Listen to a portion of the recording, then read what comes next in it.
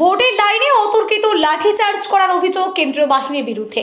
ঘটনা তারকেশ্বর বিধানসভার বালিগড়ি ১ নম্বর পঞ্চায়েতের বালিগড়ি অধরমণি দত্ত বিদ্যা মন্দির স্কুলের।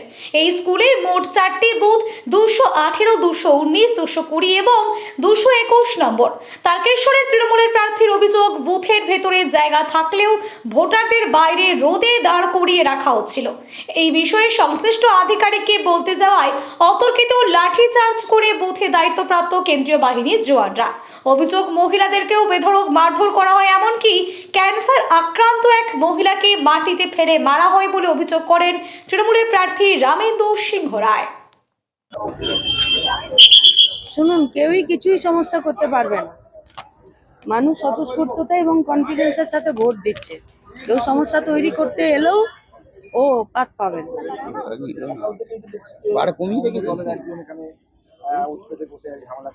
কোনো লাভ নেই।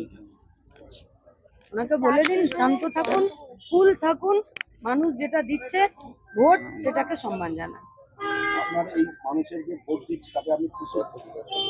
মানুষ ভোট দিচ্ছে।